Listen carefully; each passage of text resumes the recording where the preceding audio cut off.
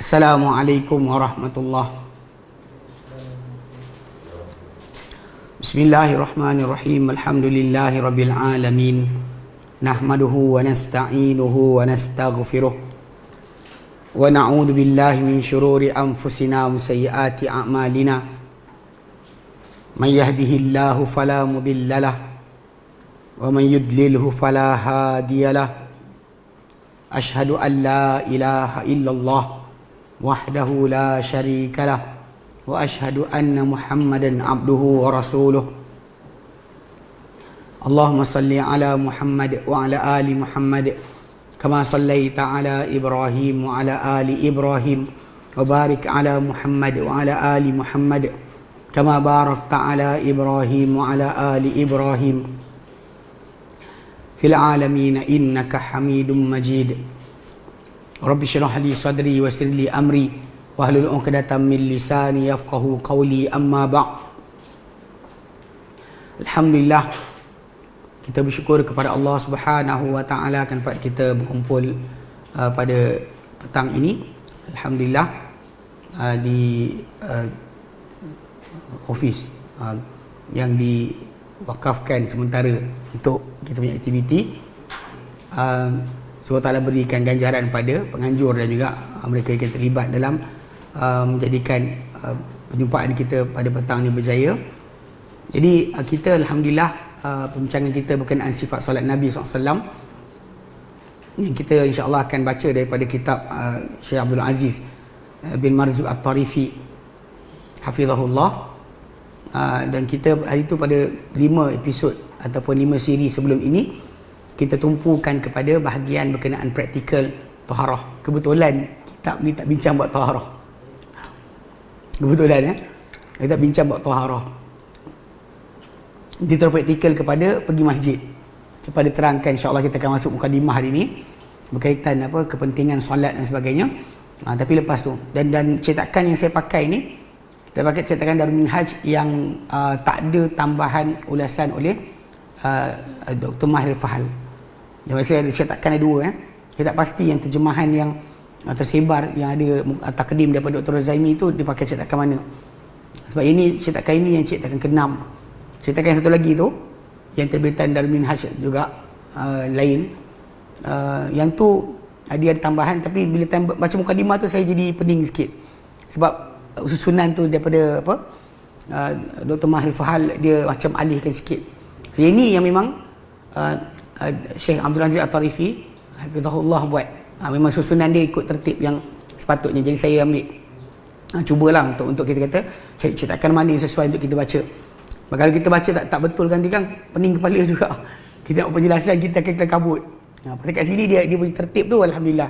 Macam ni dia karang. Adapun dalam yang satu lagi tu dia pecah. Mukadimah lain tiba-tiba yang jadi lain dah. Okey, baik. Ala kulli hal, bila apa yang cuba dibuat oleh para ulama di atas tulisan para ulama yang lain, sebenarnya kadang-kadang tujuan dia untuk memudahkan kepada orang yang belajar untuk memahami akan buku atau kitab tersebut. Itu pentingnya.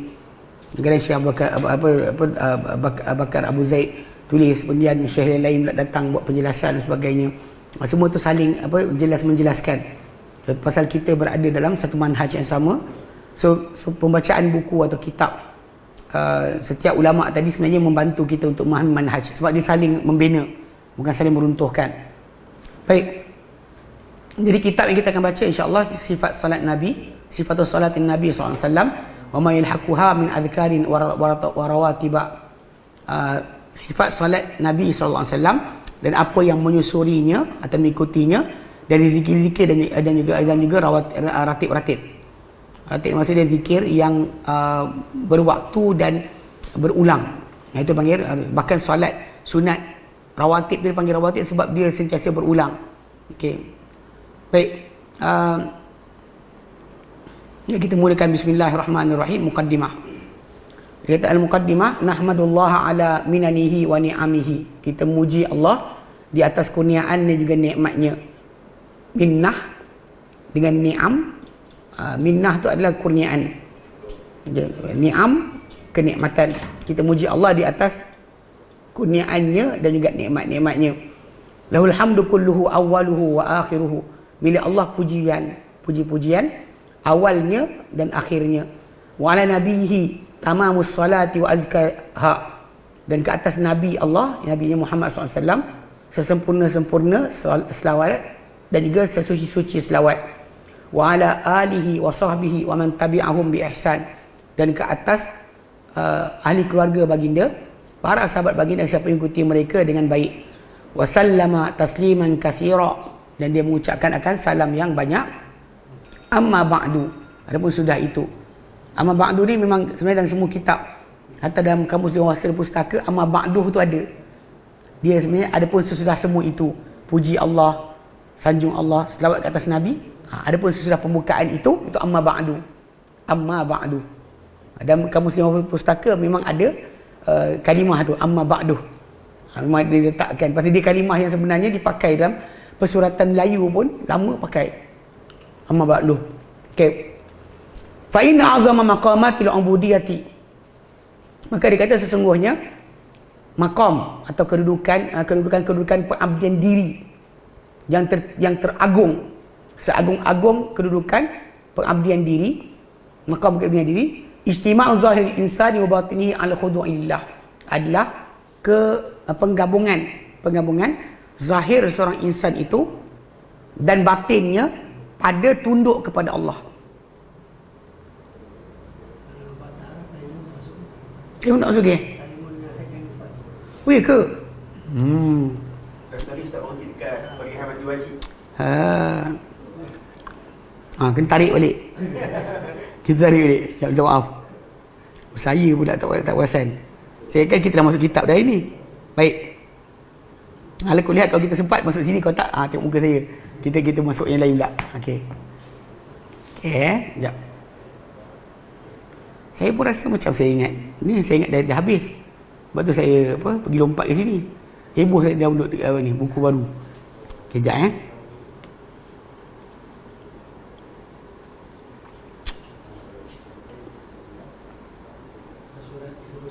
Okey.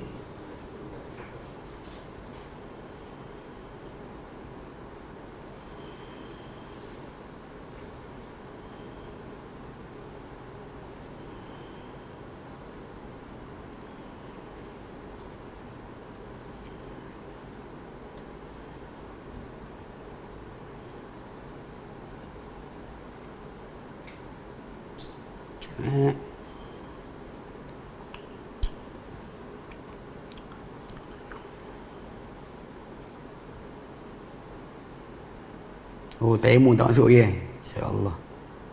Okey. 31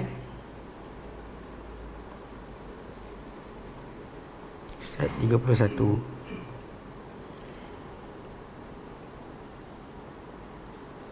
Mandi sudah, bukan tayamum lah.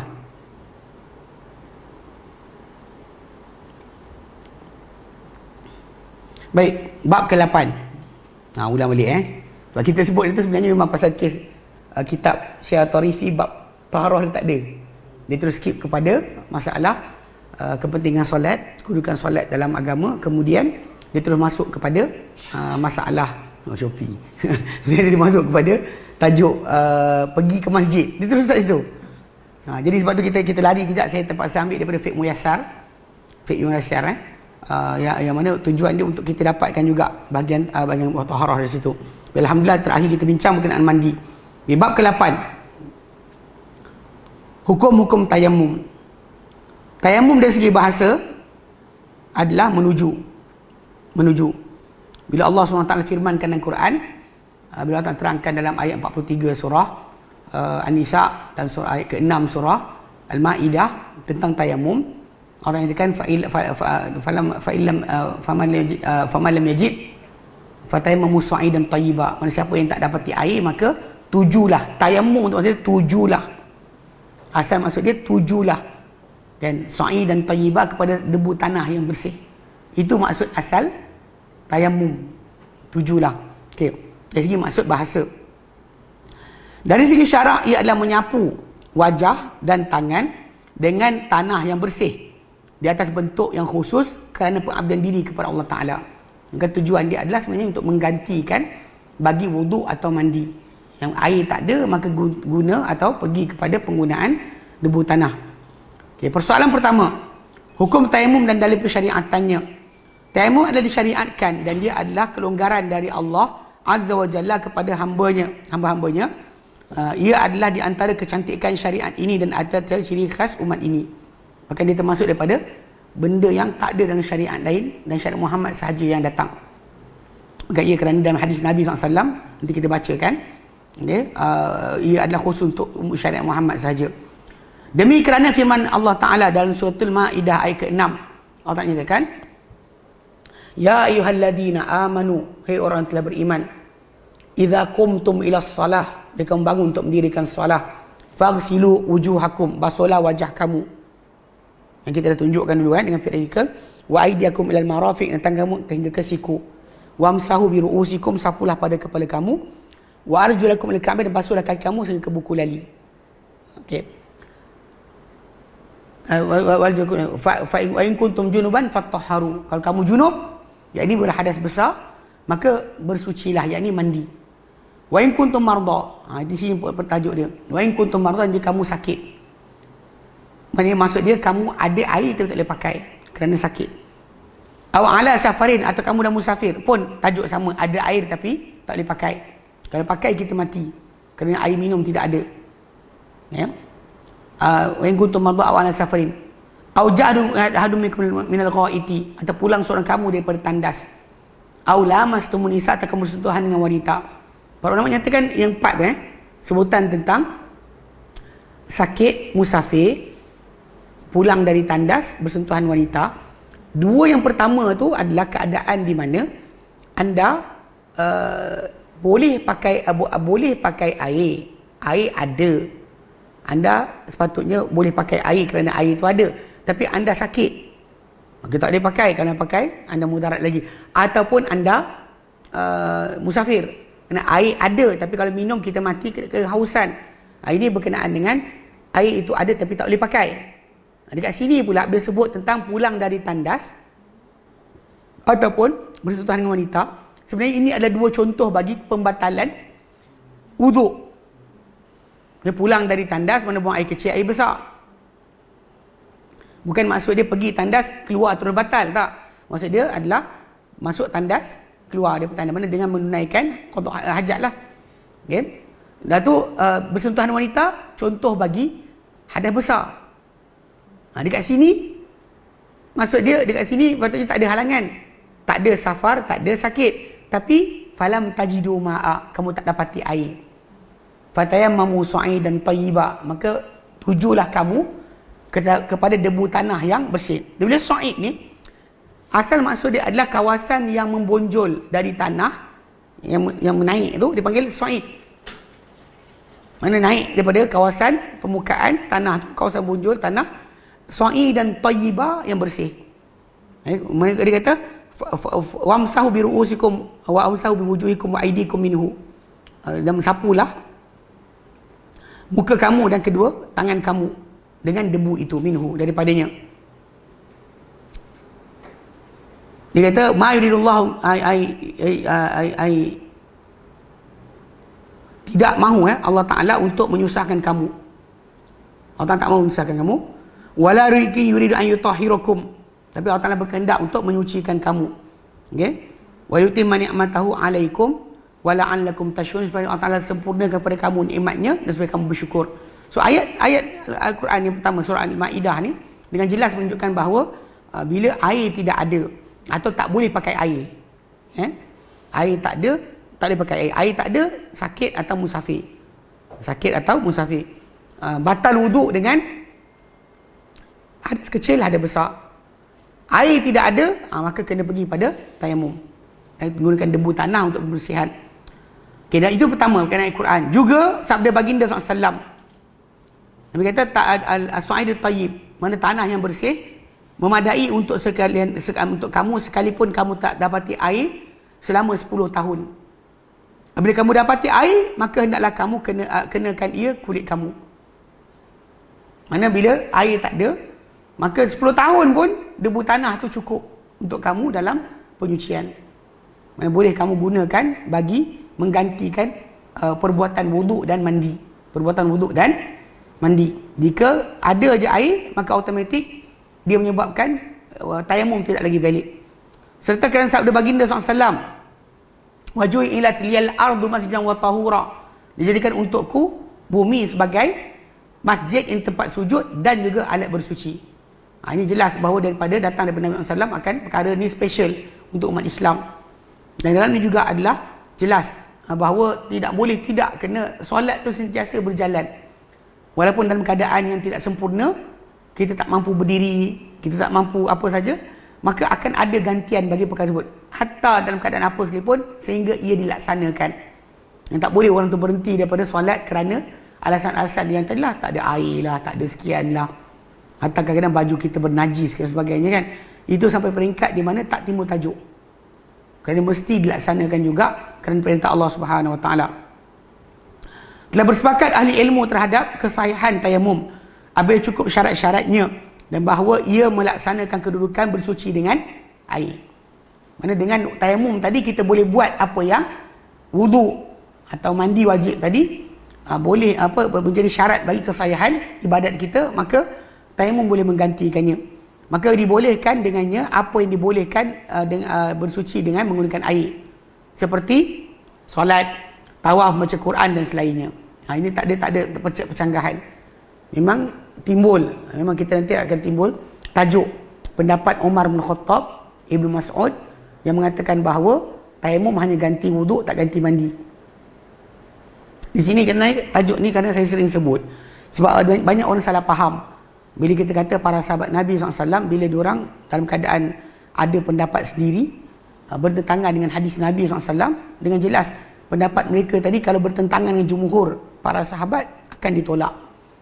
Bahkan tak pernah, kadang-kadang bila kita sebut tajuk ni, Umar tak setuju dengan tayamum ganti mandi. Tajuk ni banyak orang tak tahu. Bagi Umar, tunggu air ada baru mandi, baru boleh solat. Tak ada air, jangan mandi, jangan tayamum. Tayamum untuk ganti wuduk saja. Sebenarnya kalau kan sebenarnya ia mengajarkan kita tentang masalah ittiba'. Kita ada pendapat sahabat, kita ada jumhur para sahabat, kita ada dalil hadis Nabi yang menguatkan jumhur para sahabat, maka tak timbul kat situ.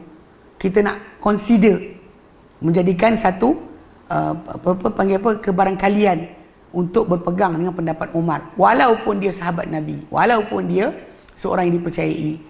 Sebab pendapat tadi datang daripada dia sahaja, bukan daripada majoriti para sahabat, dan bahkan bertentangan dengan sabda Nabi SAW. Ini satu benda yang bahkan kisah ni menjadi kita tahu tentang peraturan dalam agama ni duduk pada dalil, bukan pada masalah pendapat semata-mata.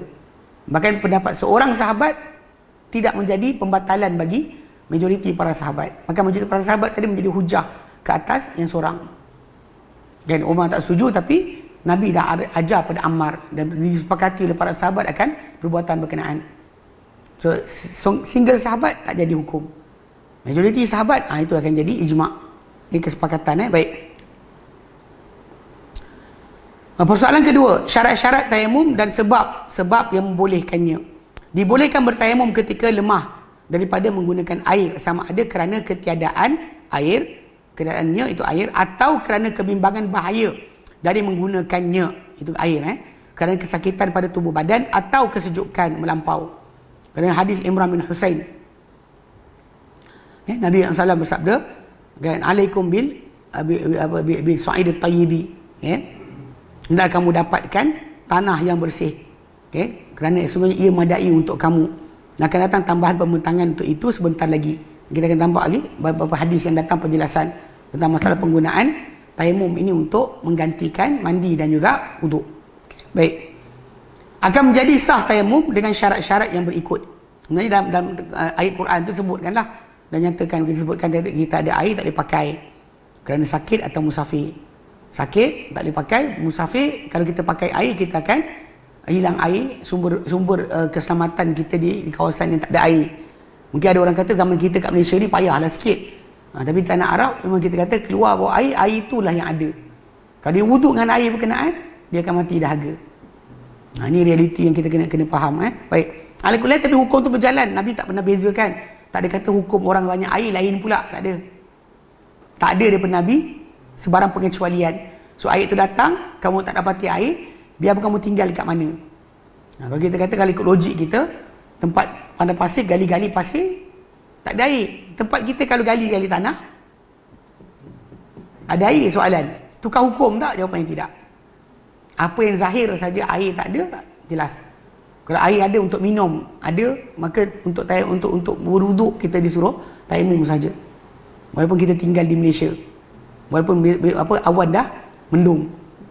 Soalan kena buat sekarang, waktu sekarang, bukannya kejap lagi. Kalau dia kata memang air itu ada, nanti besok lusa, bukan kerja kita menunggu air berkenaan. Apa ada, tak ada, jangan kita panjangkan. Baik. So akan menjadi sah tayamum dengan syarat-syarat berikut. Pertama, niat. Iaitu niat untuk membolehkan solat. Mentayamum ni kita buat untuk membolehkan kita solat. Niat adalah salah satu syarat ibadah, dan tayamum adalah satu ibadah. So niat kena ada. Bukan tayamum tu kita buat untuk apa, fashion muka ke. Kan ada orang perempuan kan suka ambil lumpur sapu kat muka untuk haluskan kulit. Kan lumpur yang dahsyatnya, saya pelik. Lumpur laut mati. Aduh. Satu peringkat dulu kat Malaysia ni jualan, ada jualan untuk garam laut mati. Yang bau dia lain sikit. Tapi problem dia, tempat tu tempat Allah Ta'ala mengazab akan kaum tersebut. Kenapa kita ambil barang atau tempat dari azab tadi digunakan pada badan kita? Sebab hadis Nabi SAW tak benarkan. Nabi dengan para sahabat dalam satu peperangan ke singgah tempat bandar kaum Nabi Saleh. Jadi para sahabat terambil air daripada telaga kaum berkenaan, yang mana tempat mereka bunuh unta dan campakkan dalam tu. Maka para sahabat Nabi ambil air tersebut, masak, rebus makanan, uli roti. Nabi suruh buang roti bagi unta makan, dan kemudian doh roti tu bagi unta makan, tempat periuk terbalik kan. Tak boleh pakai. Tu pelik bila kita kata ada orang ambil benda-benda macam tahi bintang. Cuma Melayu kita buat benda ni. Pasal tahi bintang di zaman syaitan. Pakai cincin tak boleh lah. Dia pakai batu petir, kena berhenti buat kerja tu. Kalau betul batu petir tu meteorite. Sebab rujuman lisyayatin. Saya dulu ada orang jumpa saya, tanya soalan tentang dia jual tahi bintang, patut tak untuk dia pasarkan benda ni. Dia dengan harapan saya sokong dia. Silap jumpa saya. Saya tak bagi. Dia tak boleh. Saya kata tak boleh. Pasal benda ni adalah zaman syaitan. Yang pakai tahi bintang tu, saya kata, kalau daripada tahi bintang tadi, kadang-kadang radiasi ada radiation. Lepas tu dia mengaku pula, dia kata betul lah ustaz, dia kata ada batu tahi bintang yang saya beli ni, dia kata pegang-pegang rambut naik. Kalau pergi dekat Amerika Syarikat, airport dia, awak pakai batu cincin tahi bintang, dia rampas. Dia kenal. Benda tu ada radiasi dia. Saya kata bahayalah, tak boleh lah. Benda ni bukan untuk simpanan kita. Ada orang pula ambil pula batu tempat tempat melontar jamrah, bawa balik rumah gunakan sebagai batu pemberat untuk jala. Hai. Ni semua ni benda yang masalah. Terutama di zaman syaitan. Terutama tempat kaum dimusnahkan oleh Allah Ta'ala, tidak diambil apa-apa dari tempat mereka untuk menjadi barang-barang simpanan kita. Bahkan menggunakan untuk manfaat tak dibenarkan. Itu kena faham. Jadi kena tahu. Tapi lah macam saya sebutkan tadi lah, orang kita pakai batu cincin batu petir dia kata. Kalau setakat batu biasa tak apa. Kalau batu tu zaman meteorite, maka kena buang. Tak boleh pakai. Sebab Nabi tak suka, Nabi larang kita mengambil. Jadi kadang-kadang orang perempuan kan sapu. Ada pun ambil debu-debu tentu, sapu kat muka untuk licinkan muka. Kalau perbuatan tadi untuk melicinkan muka, tak sah lah, tak jadilah tayamum. Sebab tayamum tadi kita buat untuk melakukan ibadat. Ia sendiri adalah ibadat. Kita buat kerana mengikuti perintah Allah Ta'ala. Pergi kat debu tanah tadi buat macam tu sebab Allah Ta'ala perintahkan kita. Atas dasar itulah kita buat. Ikut logik kepala kita, ambil tanah buat apa? Dan sepatutnya ambil lah benda lain kan. Tapi masalah Allah Ta'ala suruh debu tanah, ambil debu tanah. Tempat mana yang boleh bertepuk nanti kita bagi tahu. Kedua, Islam. Maka tidak sah seorang kafir dari seorang kafir kerana dia adalah ibadah. Manakala seorang kafir pergi gunakan buat tayamum tadi, boleh tak dikira dia telah berwuduk? Jawapannya tidak. Jadi dia kena Islam dahulu. barulah dikira apa perbuatan dia dari segi ibadat tadi dikira. Hatta daripada anak-anak dan sebagainya kan. Itu ada hukum dia. Okay. Ketiga, akal. Maka tidak sah daripada orang yang tak berakal. Seperti orang gila dan pingsan. Kalau dia tayamum, tak guna. Tak guna untuk orang berkenaan.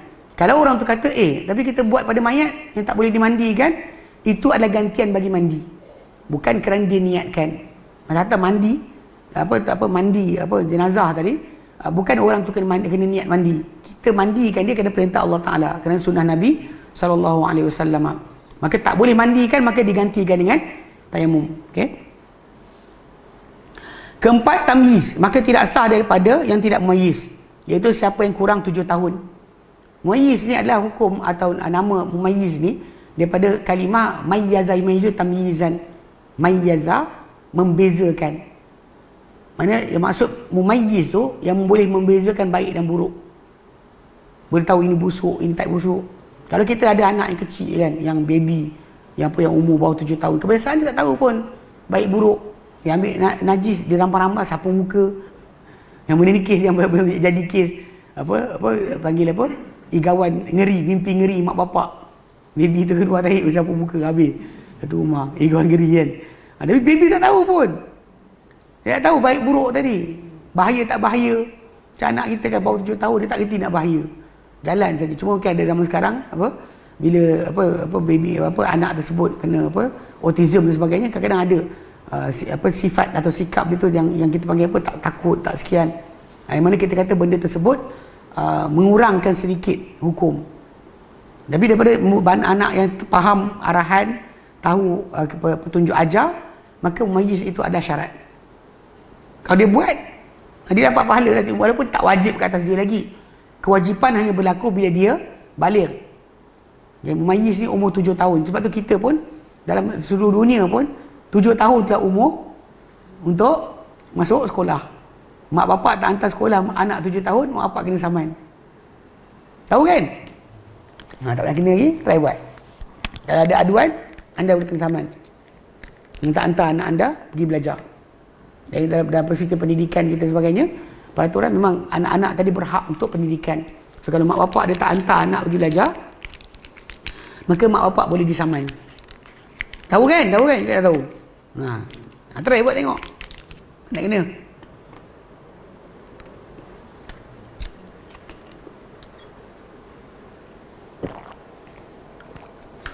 Ni banyak kadang-kadang peraturan-peraturan bawah umur 18 tahun. Tahu tak kalau anak kita bawah 18 tahun beli barang dekat kedai, kemudian kita datang balik, pulang balik barang tersebut pada orang kedai, minta duit balik, sah? Orang kedai tak boleh kata, tapi anak awak dah bayar. Sebab dia bawah umur. Bawah 18 tahun anak kita musafir pun tak boleh tanpa izin kita. Tak pasal ni. Nak buat pasport, kalau mak bapak tak datang tak boleh buat sendiri. Kena mak bapak datang. Ni 18 tahun punya hukum. Banyak orang tak tahu bab ni. Anak kita pergi kedai beli barang dan kita tak bagi dia beli. Dia beli juga, kita pergi kedai, kita boleh ambil balik duit kita, pulang balik barang tersebut. Ya, lagi elok lah. Kena makan separuh aiskrim tu, tak boleh lah kita pulang balik. Cuma masalah ngarut dah pula. Maksudnya kalau benda tu masih lagi dah elok, maka kena pihak kedai tadi tak sah berjual dengan budak tadi dengan izin mak bapak. Ini benda kadang orang tak tahu. Dalam Islam, bila Islam letakkan umur, cuma Islam tak letakkan 18. Dalam Islam, hukum dia adalah baligh. Baligh berakal, maka dia boleh dewasa. Dia bertanggungjawab di atas semua tindakan dia. Kita pula 18 tahun ke atas baru timbul tajuk. Benda ni akan menyebabkan masalah sebenarnya. Nanti kalau tuan-tuan pernah dengar tajuk undi 18 kan, sebenarnya beriringan dengan undi 18 tu diturunkan atau dimansuhkan hukum gantung mandatori. Dia beriringan sebab kalau ikutkan kepada undang-undang yang kita ada sekarang ni, orang yang buat jenayah 18 tahun ke atas sekalipun dia tak ada digantung. Hukum gantung hanya untuk orang 21 tahun ke atas.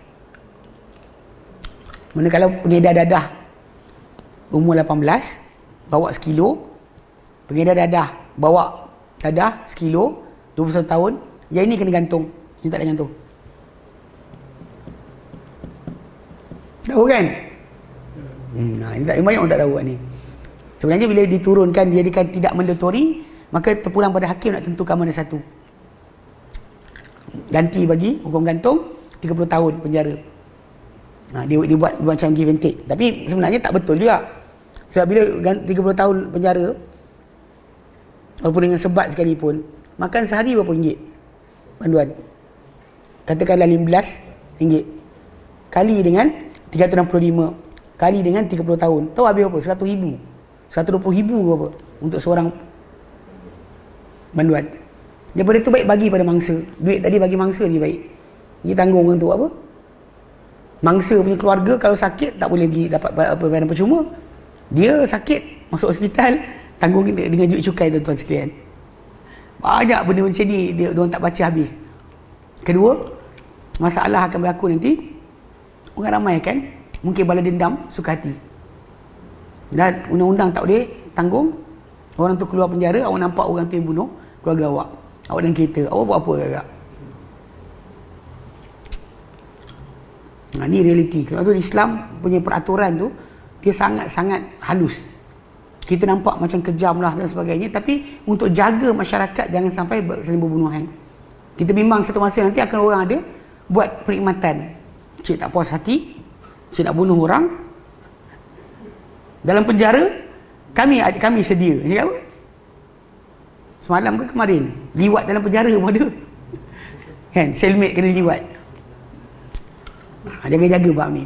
Sebab tu kita kata, bila kita para asatizah tak nak masuk campur sangat benda ni. Dan bila orang tanya hukum, kita bagi tahu lah kenapa Islam letak macam ni. Saya ingat sekali tu dalam kelas dekat Al-Khadim. Tajuk apa entah. Lepas tu kawan ni tanya soalan. Dia kata apa hukum orang yang dah berkahwin yang berzina. Saya kata hukuman dia rejam sampai matilah. Tapi ketika tu muka yang bukan Islam, yang baru masuk Islam macam berubah. Dan saya bagi tahu alasan. Bila cerita bab itu saja orang akan kata macam kan kenapa lah. Okey, sekarang ni saya bagi senario. Seorang lelaki ni suka berzina ke kilik. Kemudian dia bawa penyakit seksual dalam internet. Mana penyakit-penyakit yang kerana seksual. Dia bawa pada isteri dia. Isteri dia tak ada AIDS, kena AIDS. Isteri dia tak ada gonorrhea syphilis, kena gonorrhea syphilis sebab dia. Dan kalau dia pula ada perempuan lain lagi dia buat. Perempuan dia pula dengan sini. Bayangkan masyarakat kita penyebaran penyakit tadi. Tapi rupanya sebut perempuan punya nyawa terancam. Saya sokong ustaz. Dia orang kita ni macam tu. Kena feminism sikit. Kali pertama tu dia jahil sikit. Dia ni. Kita kata isteri tu. Isteri tu punya kedudukan akan menjadi bahaya dengan suami macam tu. Dia tak boleh reject. Suami kata yang main tidur dengan abang. Dia tak boleh reject. Sebab tu antara benda yang boleh menyebabkan seorang wanita minta fasakh perkahwinan adalah kalau suami dia berpelisiran tidur dengan siapa-siapa saja. Orang tanya kenapa? Saya kata sebab awak sekali tu ada bau ni. Perempuan tu dia sedih lah. Suami dia disahkan atau mengaku bahawa suami dia suka jantan. Dia sedih. Kahwin dah berapa tahun, dekat 8 tahun macam tu. Jadi macam sedih. Dia macam tak faham kenapa. Dia macam rasa diri dia tak bernilai. Saya kata mujurlah tak jadikan awak dengan suami awak dah berhenti buat hubungan seksual selama beberapa tahun dah. Dia macam terkejut. Saya kata awak faham tak suami awak bagi penyakit pada awak? Ketika tu baru dia macam betul. Baru dia faham. Kadang-kadang macam tu kita nak ajar kan. Sebut baru macam tu baru dia faham. Sebab benda macam ni kita kata dalam Islam ni, Islam tengok jauh lagi, bukan dekat. Lepas tu undang-undang dan sebagainya macam balik tu, Islam letakkan pada balik berakal. Itu tajuk taklif. Bahkan dalam hadis Nabi SAW, 15 tahun untuk lelaki tu baru boleh pergi perang. Bawah umur berkenaan, Nabi tak bagi. Realiti dia, orang lelaki sampai 15 tahun, majoriti telah pun balik. So bertanggungjawab untuk diri sendiri, untuk berkahwin dan sebagainya. Ini pelik macam dekat US, diorang pening kepala sebab anak-anak mereka dihantar pergi perang bawah umur, underage. Pergi mati tak apa, kahwin tak boleh. Ini betul soalan tu kan. Mati tak apa, kahwin tak boleh. Kenapa? Dia nak kahwin, underage tak boleh kahwin.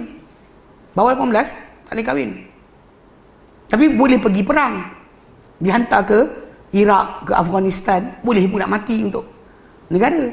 Kahwin tak boleh. Okay. So bangsa Arab dan Islam balik berakal tu yang hukum dia. Kalau dia kata dalam sivil dan sebagainya 18 tahun. Itu ada perbezaan. Okey. Okey, tamyiz yang kata tak sah daripada siapa yang kurang 7 tahun. Kemudian teruzur. Teruzur ni maksudnya dia memang berkeuzuran dari menggunakan air, sama ada kerana ketiadaan air.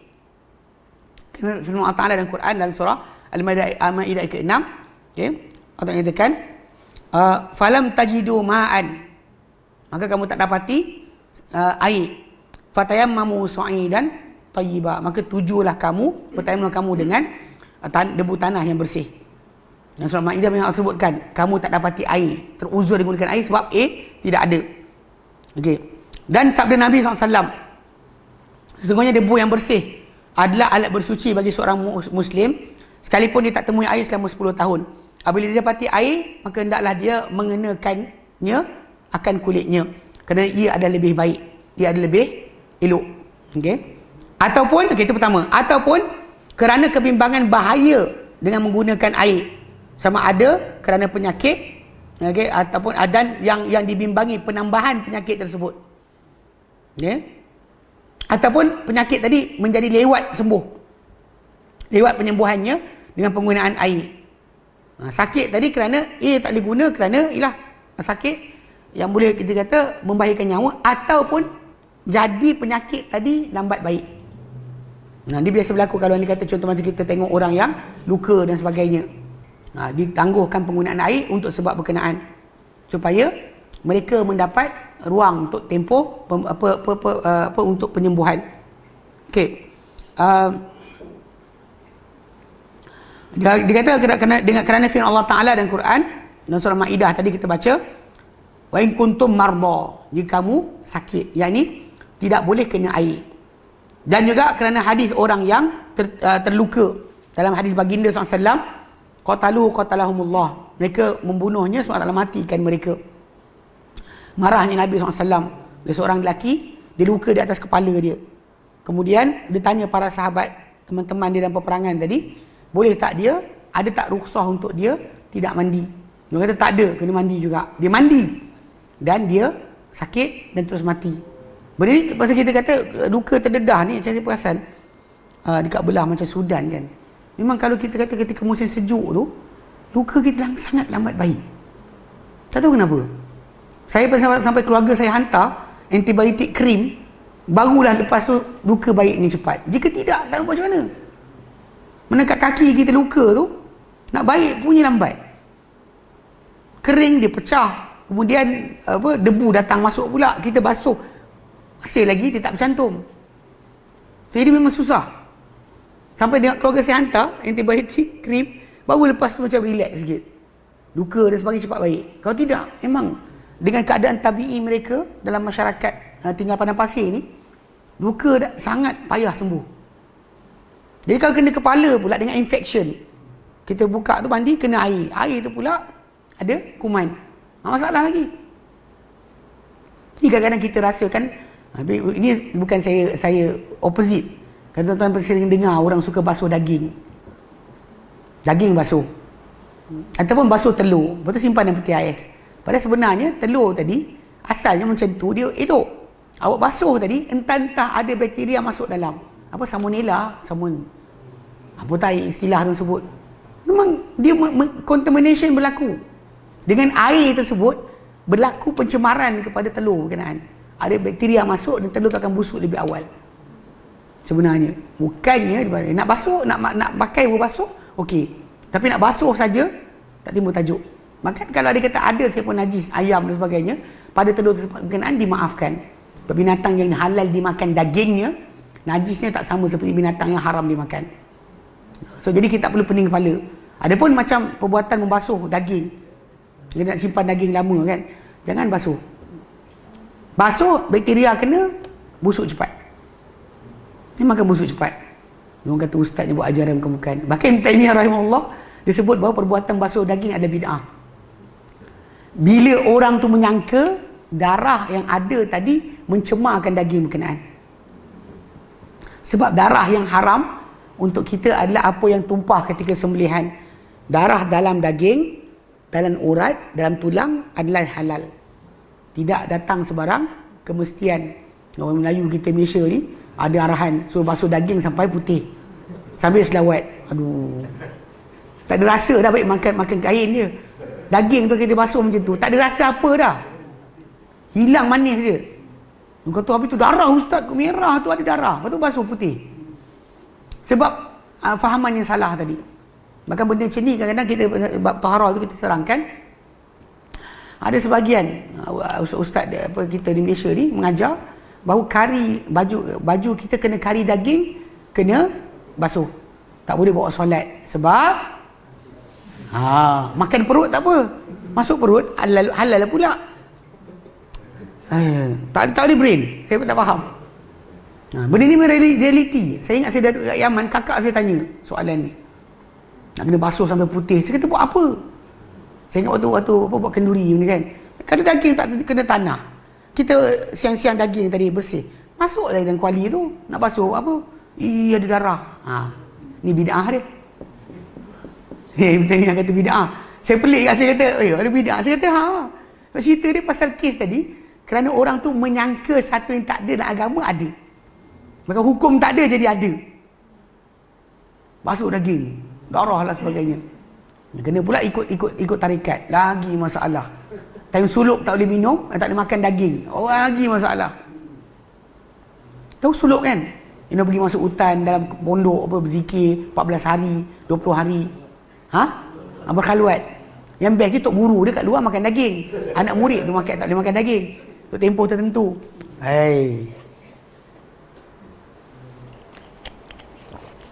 Mungkin ajaran tu ajaran Sami kot. Macam mana jadi Islam punya tak tahu. Wallahu alam. Okey. So jadi Nabi marah bila diorang bersuruh sahabat tersebut mandi, dia contamination berlaku, dia mati. Dia mati. Lalu bila diadu pada Nabi SAW, Nabi kata, qataluhu qatalahumullah. Jika bunuh dia SWT, matikan mereka. Ni marah sangat. Kadang bila Nabi sebut macam ni, doa-doa Nabi macam ni tak termakbul. Cuma dalam masa yang sama, tunjukkan marahnya Nabi kepada mereka. Kan? Nabi kata, mengapa tidak mereka bertanya bila mereka tidak mengetahui? Hanyalah penawar untuk ketidaktahuan adalah bertanya. Kenapa tak tanya? Dan kenapa buat macam tu? Beri fatwa tanpa bertanya dahulu yang lebih mengetahui. Okey, itu yang kedua. Yang ketiga, ataupun kerana kesejukan melampau yang dibimbangi bersamanya kemudaratan atau kebinasaan dengan sebab penggunaan air. Dan datang dalam hadis Amr bin As bahawa beliau telah diutus dalam satu peperangan Zat as-Salasil. Beliau berkata, kan, aku telah bermimpi pada satu malam yang sejuk, bersangatan sejuk, maka aku berasa lemah. Jika aku mandi, aku akan binasa. Lalu aku bertayamum dan aku solat dengan para sahabat, dengan sahabat-sahabatku solat subuh. Cerita dia bila balik Madinah, geng-geng dia cerita kat Nabi balik. Mungkin Nabi SAW panggil, ya Amr, sallaita bin nas wa anta junub. Wahai Amr, kau solat dengan orang ramai dan jangan junub. Dia kata, ya Rasulullah. Dan Allah Ta'ala firman dalam Quran. Dia cakap kat Nabi dalam ayat surah An-Nisa 29. Wala taqtulu anfusakum. Dia baca kat Nabi. Dia baca Quran tu kat Nabi. Dia kata, ya Rasulullah, Allah Ta'ala firman dalam Quran, wala taqtulu anfusakum. Kamu bunuh diri kamu. Innallaha kana bikum rahima. Allah Ta'ala terhadap kamu amat-amat penyayang. Maka Nabi ketawa. Ketawa Nabi maksud dia adalah benar. Yang ada ketawa, ustaz, ketawa sebab apa? Redha ke? Tak ketawa, tak suka pula. Nabi ketawa tu maksud dia Nabi redha lah. Dan Nabi SAW takkan terlewat daripada penjelasan. Ini satu kaedah bila kita belajar fiqh. Bila Nabi SAW tak tegur, maksudnya benda tu dibenarkan. Sebab Nabi SAW, kalau kita ustaz boleh silap. Hari ni orang cakap, kita salah faham, kita sekian. Nabi maksum. Maksum tadi adalah daripada penyampaian agama. Nabi sampaikan hukum hakam, Nabi takkan silap. Sebab tu kita kata maksumnya Nabi dekat situ. Para ulama bersepakat maksumnya Nabi adalah dalam penyampaian agama. Adapun dalam masalah sebagai manusia, baginda terlupa, demam dan sakit, kena sihir, termarah dan sebagainya, semua tu ada tabi'i. Adapun dalam masalah agama takkan silap. Kalau kita kata boleh silap dekat sini, dan dekat Quran pun boleh silap, dan dekat sini boleh silap, masalah, gagal. Sebab tu bila Nabi tak kata apa, dianggap sebagai satu hukum. Sebab Nabi takkan melewatkan penjelasan daripada waktunya. Kita mungkin lupa dalil, Nabi tidak akan silap dalam menyampaikan agama. Apa yang tak betul, Nabi Allah akan bagi tahu Nabi jawapan dengan segera, supaya tak ada siapa. Sebab kita zaman para sahabat Nabi dahulu, mereka datang jumpa Nabi kadang sebulan sekali, kadang jumpa setahun sekali pun ada. Sebab tak boleh datang kecuali pada musim bulan haram. Jadi Allah tak jadikan sepanjang Nabi silap. Sebelum Nabi Amr bin As kata macam tu pada Nabi SAW, maka Nabi ketawa. Ketawa Nabi tunjuk adalah sebagai tanda redha. Kalau salah, Nabi akan cakap salah, Nabi takkan tangguh. Dan takhirul bayan an waqtiha la yajuz. Untuk Nabi, untuk kita boleh berlaku pelewatan penjelasan, dan kerana inilah kerana itu, Nabi takkan buat. Apa yang Nabi kata salah, salah. Tengok salah, Nabi kata salah. Orang tu tak betul solat, Nabi halau. Pergi solat kau tak solat lagi. Datang kali kedua, pergi solat kau tak solat lagi. Nabi halau berapa kali? 3 kali Nabi halau dia. Orang yang Nabi solat, nampak solat, tengok buku lali dia masih ada, kawasan tak kena air. Sebab kita kalau dia berdebu, kawasan kena air hitam, kawasan tak kena air dia putih. So, Nabi suruh dia pergi, ambil wuduk balik, solat balik. Tiada penangguhan daripada waktunya. Jadi bila Amr bin As punya cerita tadi, orang tu bimbang, sejuk. Kita kat Malaysia ni tak ada kot, insyaAllah. Kita tuan-tuan pergi kat Yaman sebagainya kan, musim sejuk dia tadi, salji tak ada. Salji tak ada. Tetapi air dekat lopak jadi ais kat atas dia. Memang kalau basuh tangan ni biru lah. Ini belum lagi negara macam Jepun dan sebagainya. Saya ingat sekali tu pergi, ya, di sisi saya kita pergi jalan-jalan, tapi buka-buka air pipe tu kan, sejuk gila, nak basuh punggung macam mana, najis beku kot. Kita jerit daripada dalam. Dia cakap dalam tandas, tak ada cakap. Kita cakap jugalah, kau tangan tak keluar lah pula kita, sejuk gila. Itu pun bulan 3, itu bulan 3, bulan Mac, dah lepas dah, salji dah tak ada dah. Tapi air ni, la ilaha illallah, sejuk tu sangat-sangat sejuk. Bukan main-main dia sejuk lah. Kalau macam tu awak mandi, keluar-keluar memang sahih lah, besok lusa demam, boleh mati. Jadi kebimbangan tu ada. Cuma memang kita bila kita sebut tajuk ni, ada berlaku, kalau bukan Sahih Muslim, ada berlaku perbahasan di antara Ibnu Mas'ud radhiyallahu anhu dengan Abu Musa al-Asy'ari. Ibnu Mas'ud radhiyallahu anhu, dia pegang pendapat Umar, tak ada mandi, tak ada tayammum, kena mandi, tunggu air ada. Bahkan dikata kalau kita benarkan, nanti semua orang akan bertayammum. Bila air sejuk je mati tayammum, air sejuk je tayammum. Jadi benda ni timbul kebimbangan. Tapi dalam masa yang sama, Abu Musa al-Asy'ari dia kata, bukankah Ammar bin Yasir telah tanya Nabi dan Nabi bagi jawapan? Sebab dia keluar musafir dengan Umar. Ammar bin Yasir keluar musafir dengan Umar, dan satu tugasan, dua junub. Umar tak solat, tunggu air ada. Ammar golek-golek dekat atas jalan, dekat atas tanah. Pasal dia punya idea, wuduk, golek-golek, ganti mandi.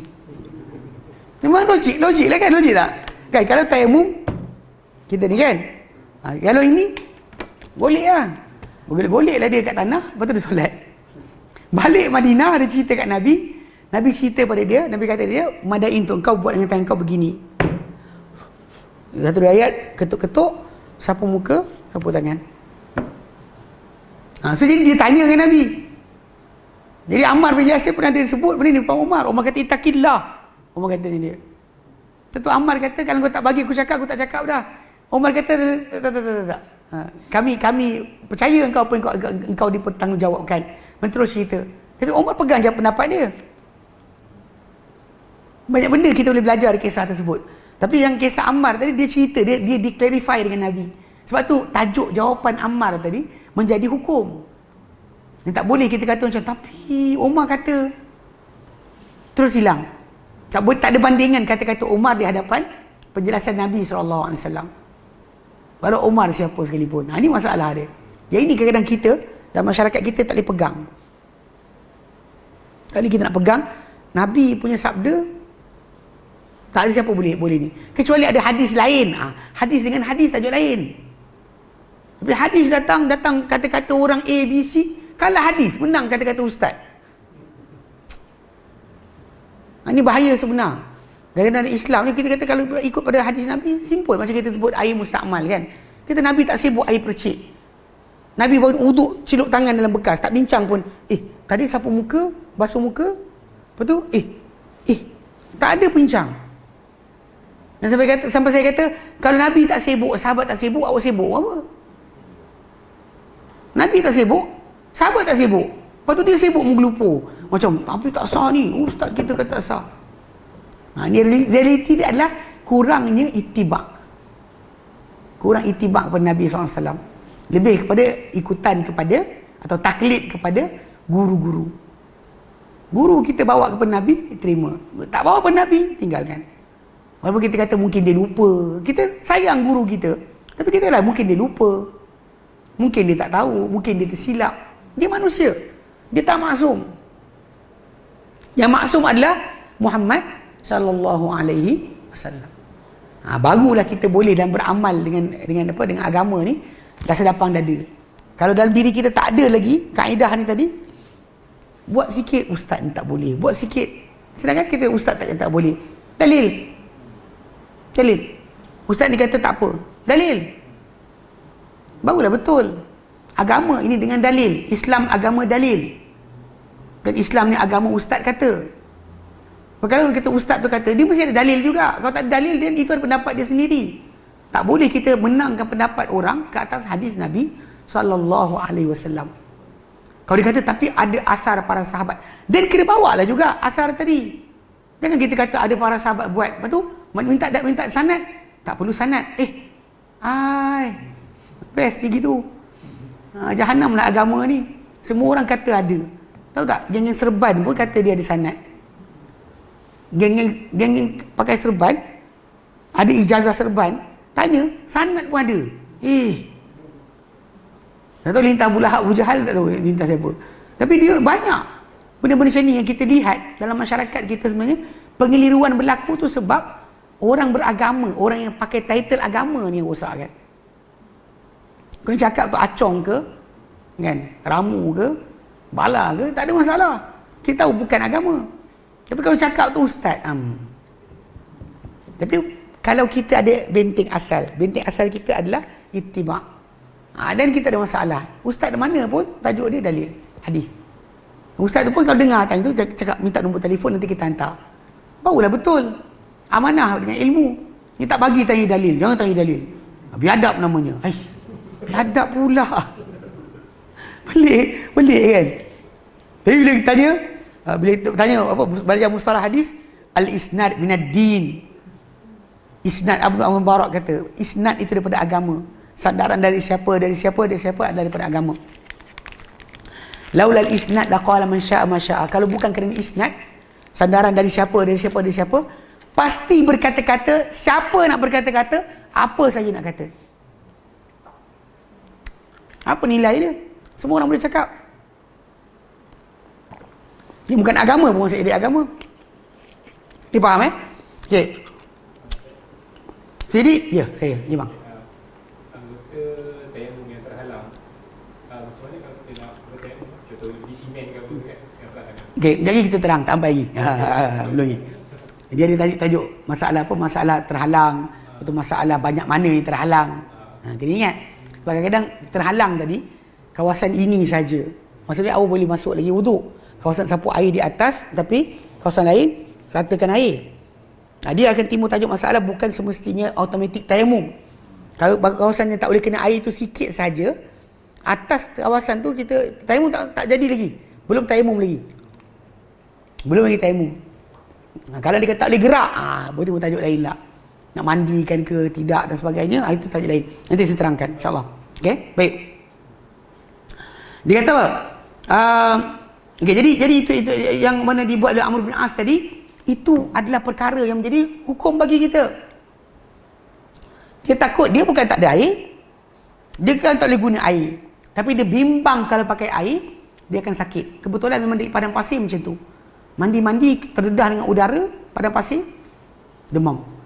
Demam bukan demam sikit-sikit, demam boleh terus sampai peringkat boleh mati sebenarnya. Apa lagi kalau ada luka, lagi cepat. Kalau tak tahu bakteria yang berada di padang pasir itu banyak mana, jenis apa, benda tu akan menyebabkan masalah. Okay, baik. Keenam, hendaklah tayamum berkenaan dengan tanah yang suci, tidak najis. Seperti tanah yang terkena air kencing dan belum suci daripada air kencing berkenaan, yang punya debu yang akan melekat pada tangan. Bila sebut tanah ni, dia sebut kat situ. Okey, bawah tu diterangkan. Sebelum saya terangkan, kita baca dulu.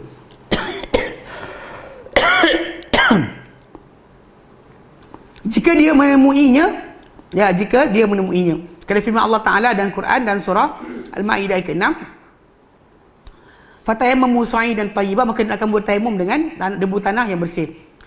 Dia kata, dan juga wamsahu biwujuhikum wa aydikum minhu, dan hendaklah kamu sapu muka kamu dan dua tangan kamu dengan debu tersebut daripadanya. Okey. Berkata Ibnu Abbas radhiyallahu anhu, sa'id ni adalah tanaman. Kita kena ingat bila kita sebut tanah akan timbul tanaman, pasir itu pun termasuk juga. Dia kata daripada soil, silt dengan sand. Dia ada tiga. Dia punya apa bahagian asal.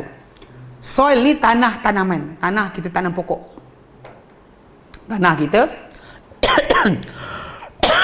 tanam pokok. Sand ni kita faham lah. Kan bentuk dia sebagai pasir.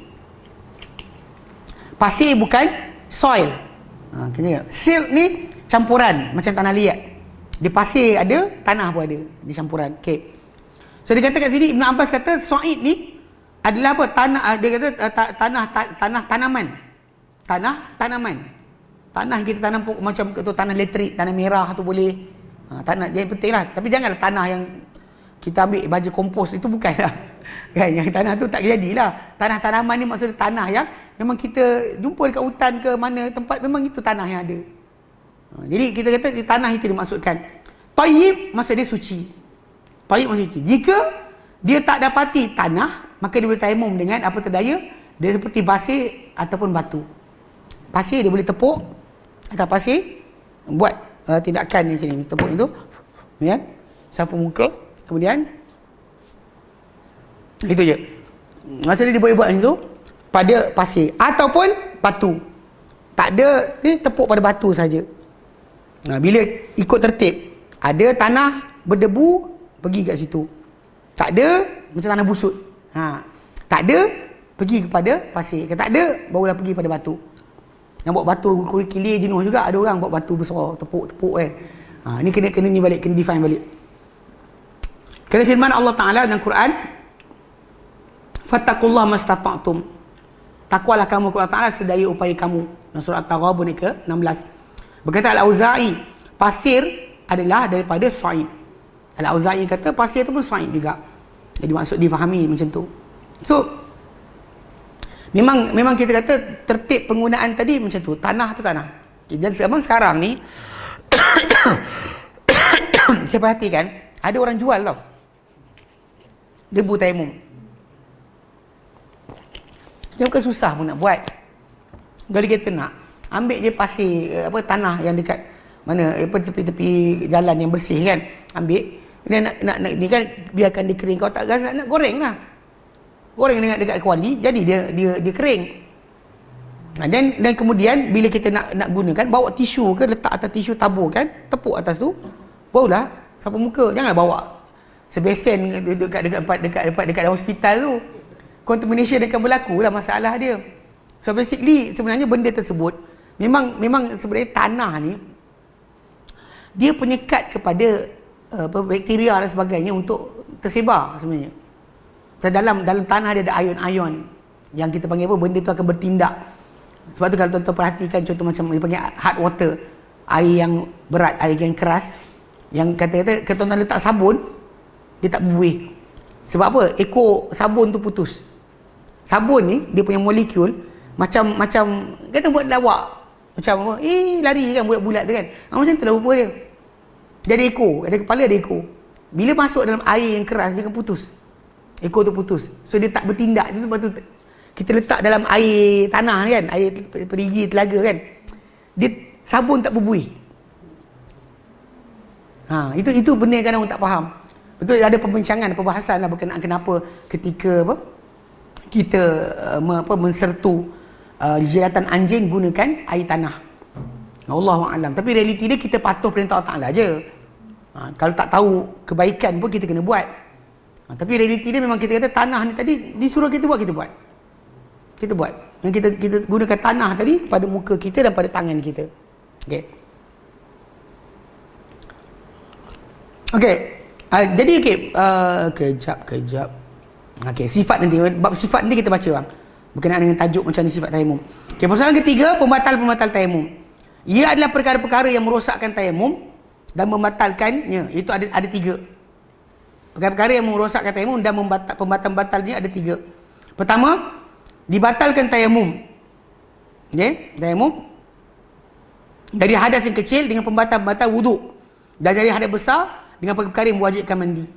Kalau kita bertayamum, lalu kita buat benda atau berlaku pada kita benda-benda yang membatalkan kita punya hadas kecil, maka batal lah tayamum kita. Terkentut ke, pergi ke tandas, kencing ke dan sebagainya, buat air besar, maka automatik. Ataupun keluar air mani, maka batal lah tayamum kita. Apa yang membatalkan hadas besar, hadas kecil, itu akan membatalkan tayamum. Yang berupa junub, haid dan nifas contohnya. Apabila dia tayamum dari hadas kecil kemudian dia membuang air kecil atau air besar, batallah tayamumnya. Kerana tayamumnya ada gantian wuduk. Okay, gantian memiliki hukum yang digantikan. Sebab tayamum tu gantian. Yang digantikan adalah wuduk. So apa-apa yang membatalkan wuduk akan membatalkan tayamum. Demikianlah juga tayamum daripada hadas besar. Dia akan dibatalkan oleh perkara-perkara yang membatalkan hadas besar. Dan kalau hadas besar batal, hadas kecil ikut sekali. Dia bukannya hadas besar batal, hadas kecil ada lagi. Untuk kena faham. Walaupun kita memang ada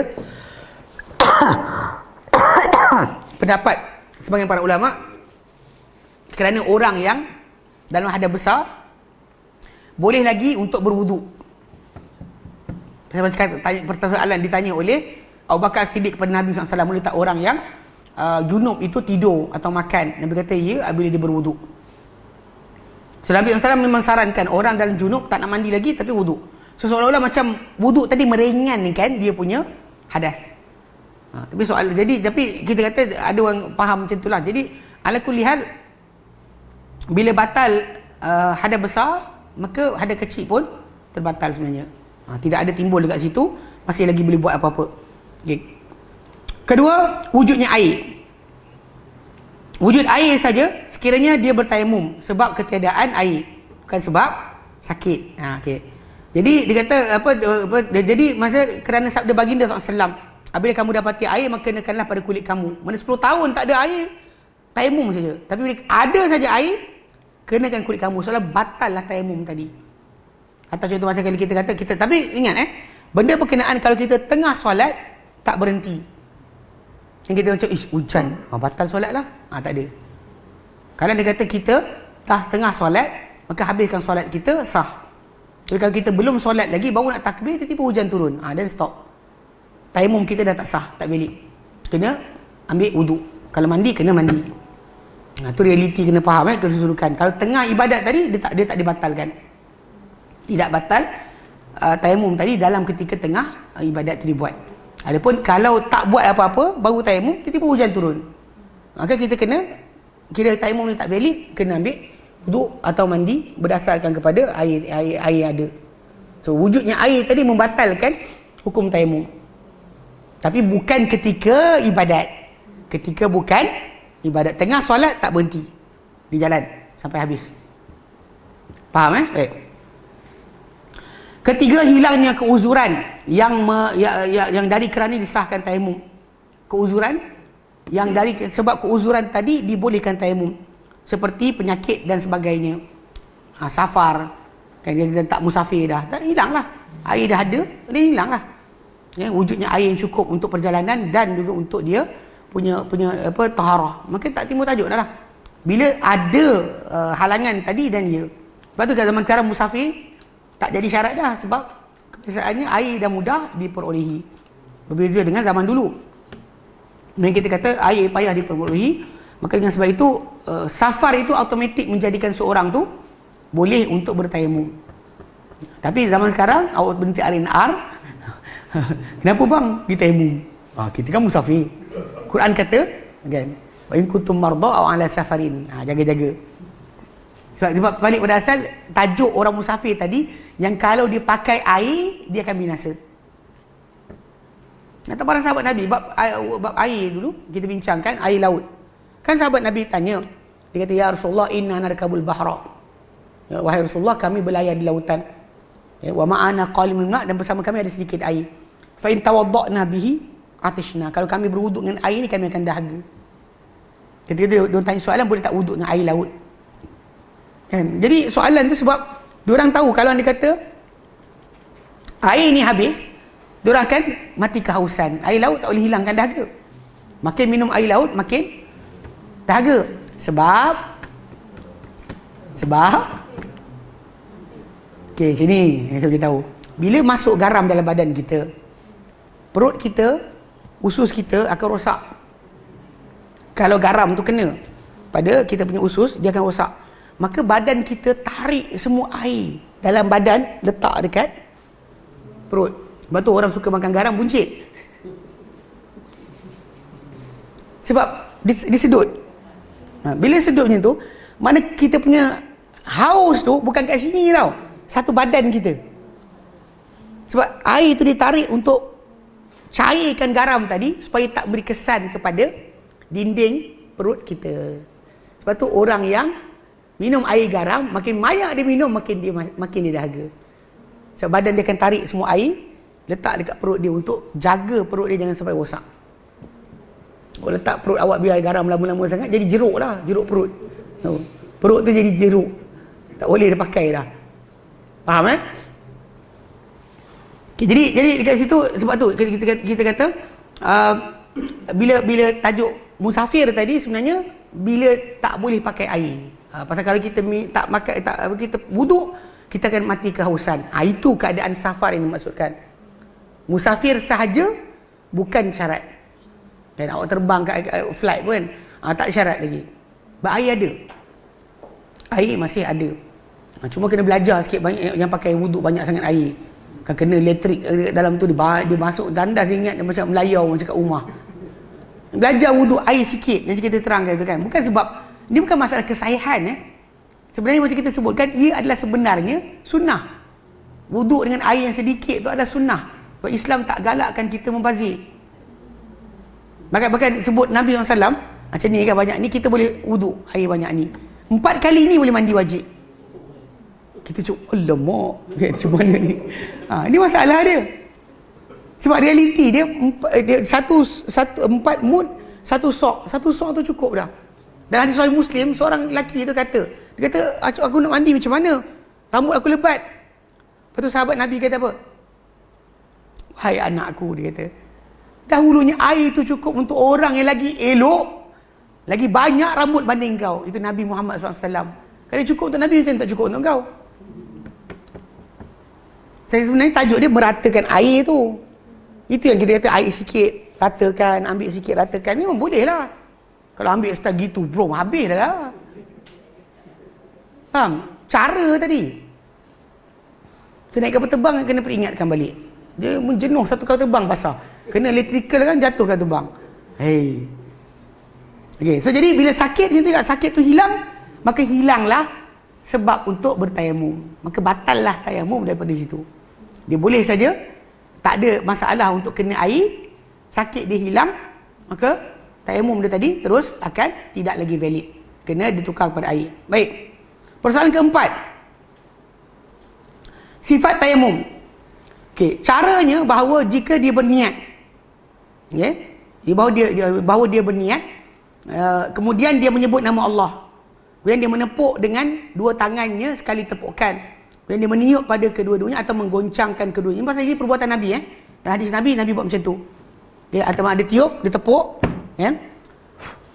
ataupun ketuk-ketuk. Okey. Kemudian dia menyapu dengan kedua-duanya pada wajahnya dan pada dua telapak tangannya hingga pergelangan. Kerana hadis Ammar bin Yasir, dalamnya Nabi sebut tayamum adalah satu tepukan untuk wajah dan dua telapak tangan. Satu tepuk tu dua kali. Dua benda. Bukan dua kali tepuk. Satu tepuk untuk dua. Dan bukan kena sampaikan sampai celah mata. Aduh hai. Yang itu situ. Wah gitu Dia syarat saja. Mana tepuk, kemudian atau goncang-goncangkan untuk hilangkan. Nampak kat situ kita buang pula lebihan debu. Kalau tidak gitu lah kaut. Gitu kan. Dia masa dia tepukkan sekali ataupun ketuk-ketuk, okey. Kemudian sapu wajah. Dan belakang tapak tangan. Okey. Tajuk yang masalah sampai siku ni dia berdasar pada kias. Sebab ada setengah para ulama mengkiaskan tangan yang disebut dalam ayat Quran tadi adalah tangan macam dalam wuduk. Sebenarnya dalam Islam sebut tangan ni dari sini pun tangan. Orang tu putus tangan. Tangan. Kalau sini jadi lah. Dia sebut sini kan. Memang tangan. Istilah tangan tadi pun sampai ke seluruh. Tetapi masalahnya perbuatan ni tadi Nabi tunjuk dah. Jika tidak memang kita kiaskanlah macam mana wuduk. Macam kan. Betul lah. Kita macam tu. Dia nak ratakan debu tanah tadi. Yang kita kata pasal Nabi dah tunjuk. Bila Nabi dah tunjuk, maka petunjuk perbuatan Nabi tadi dah memadai untuk menghilangkan kekeliruan. Tak timbul dari situ masalah penyamaan cara sapu tangan dengan debu tadi macam dalam wuduk. Tak perlu. Memang dalam Quran sebutkan bila basuhlah tanganmu ke siku sebut. Tapi masalah bila orang mencuri potonglah tangan mereka. Faqta'u aydiyahum. Tak sebut pun sampai pergelangan. Tapi Nabi potong sampai sini. Tapi yang ini ada Nabi tunjukkan. So macam tu je. Habis. Kita cakap, cukup ke? Kes dia tak puas. Kalau nak puas buat macam Ammar. Macam Ammar dah golek-golek lah. Baru puas panggil. Habis satu muka debu. Kalau kita duduk kat Sudan, musim panas je, kita kat sini jerbu kan. Orang kat sana ribut pasir. Ribut pasir dia, ya Allah Tuhanku. Kita jalan rumah kawan-kawan. Dia masak-masak, kita makan. Tapi nak pergi jalan rumah dia tu 3 km. 4 km jauh. Ya Allah, daripada dalam universiti 2 km baru sampai pintu pagar. Jalan nak sampai ke rumah dia. Dan kat sana saya perasan bab jarak ni saya hilang sikit.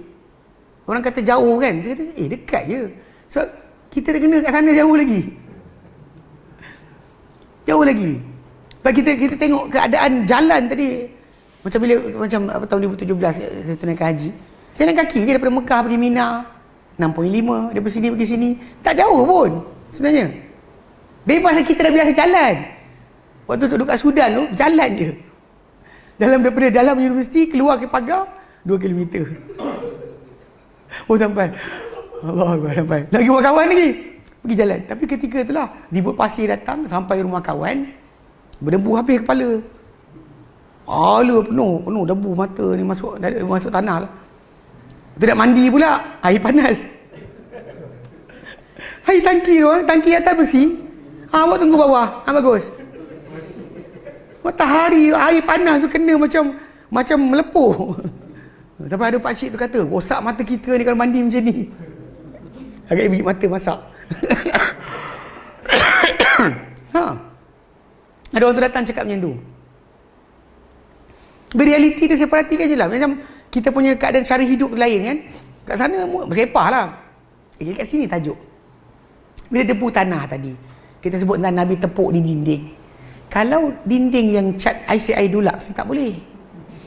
Dalam rumah kita, tak jadi. Luar pintu je, pergi luar tingkap, tepuk. Yes, memang itu debu tanah. Yang dalam ni bukan. Habuk tak tahu, habuk yang dalam rumah ni, awak punya kulit mati pun lekat kat situ.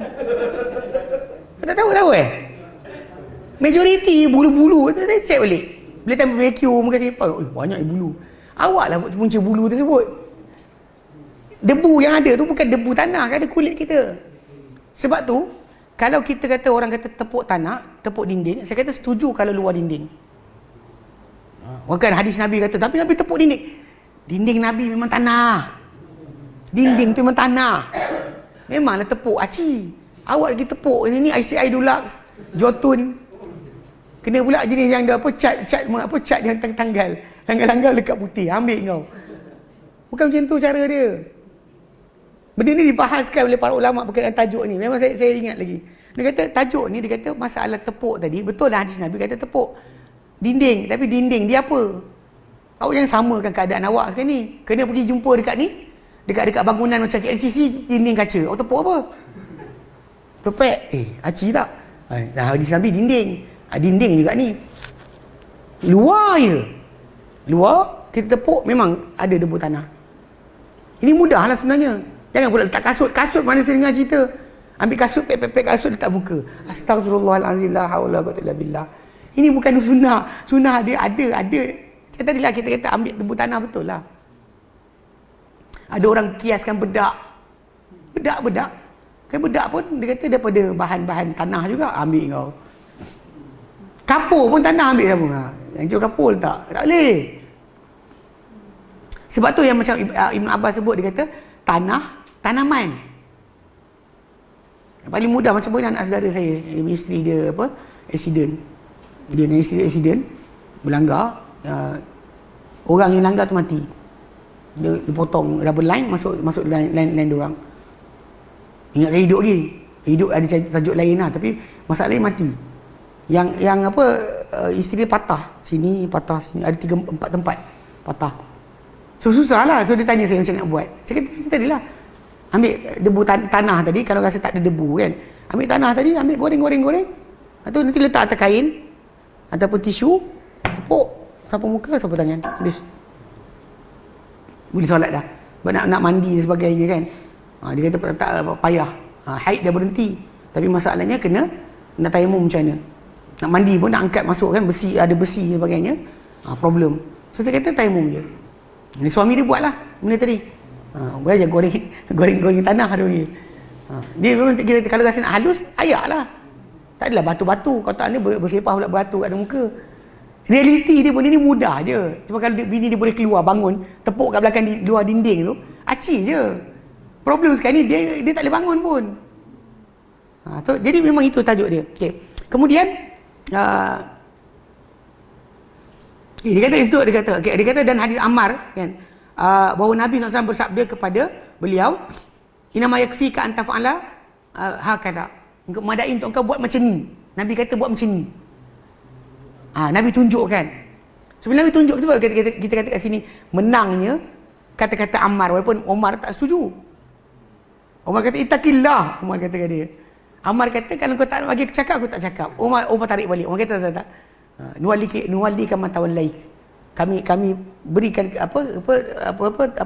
sokongan pada apa yang kau disokong. Itu dia cakap. Tapi Omar kat sini juga Omar punya perangai atau sikap tak ada macam orang zaman kita.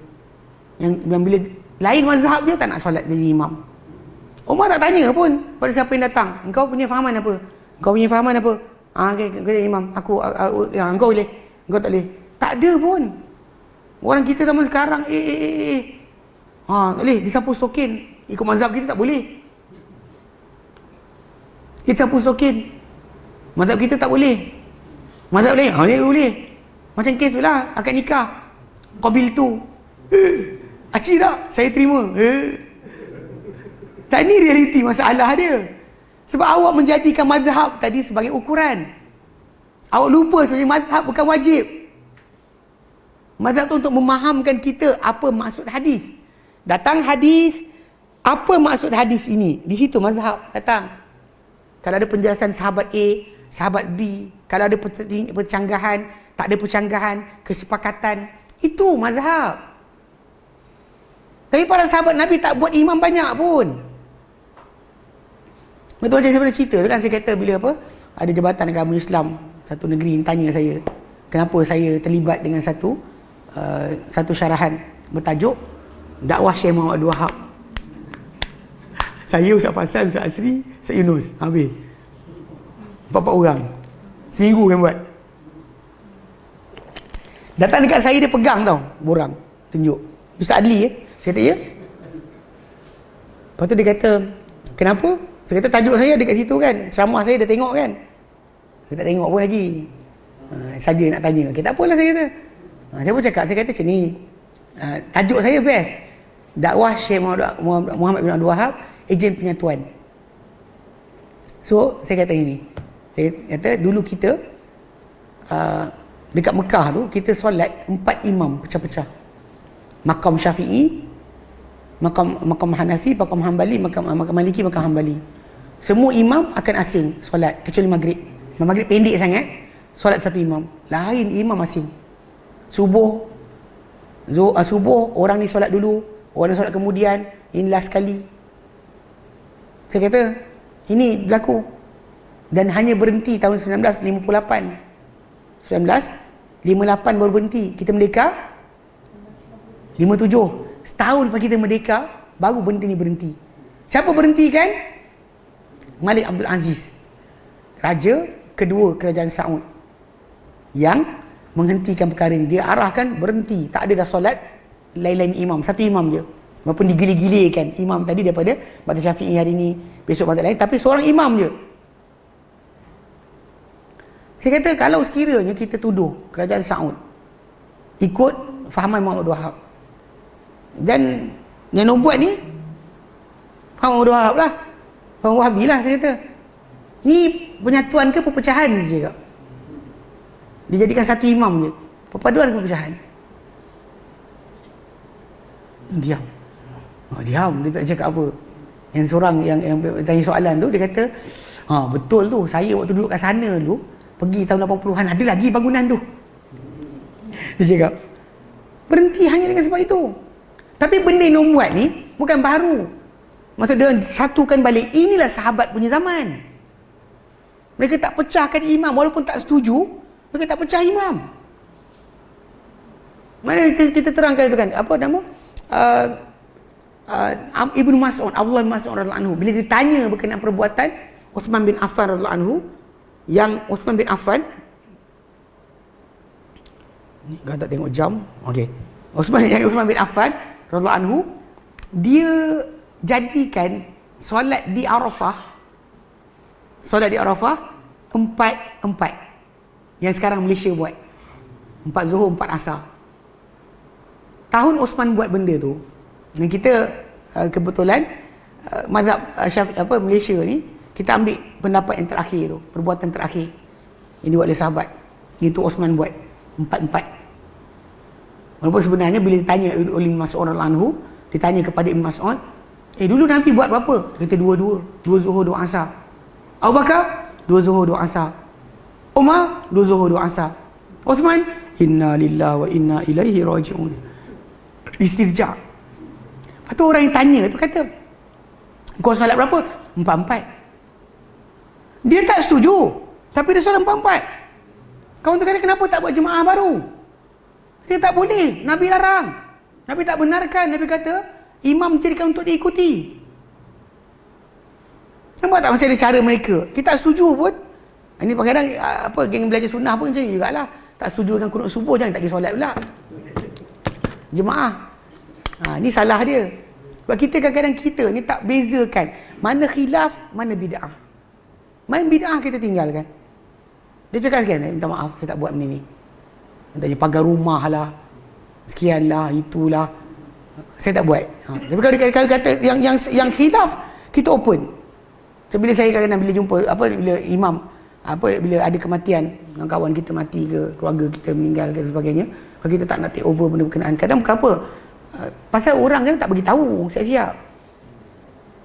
Dia tak maklumkan, tak letak nama kita sebagai, tapi tuan-tuan jangan letak nama saya.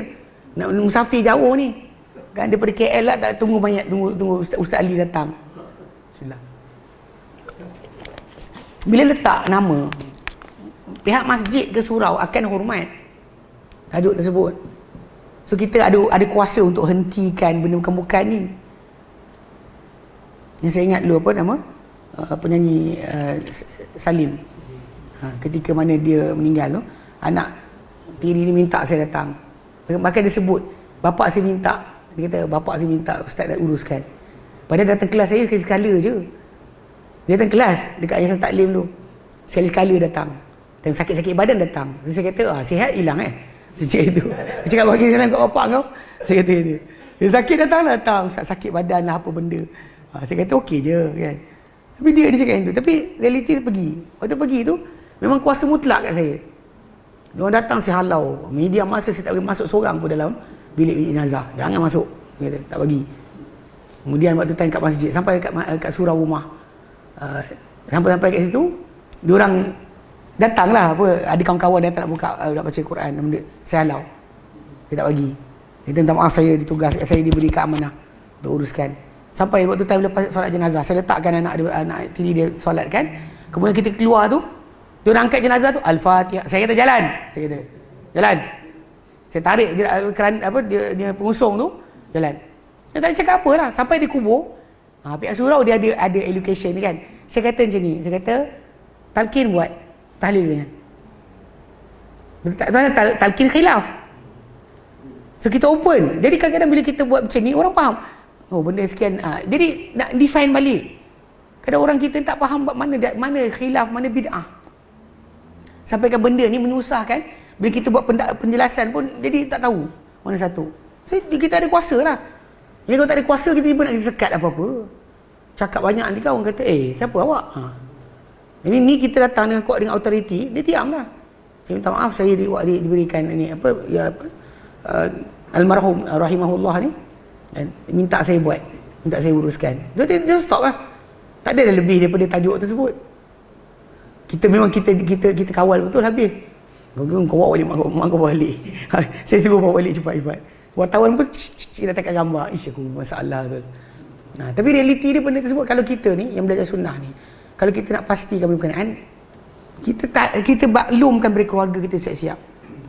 Supaya jangan sampai ada nanti berbunyi. Yang ni bunyi, masalah. Dia kalau dia kata diorang faham, wasiat boleh, tapi diorang kena faham juga. Kalau kita buat wasiat, tiba-tiba dia kata, apa masalah ni adik aku nak buat juga. Macam mana?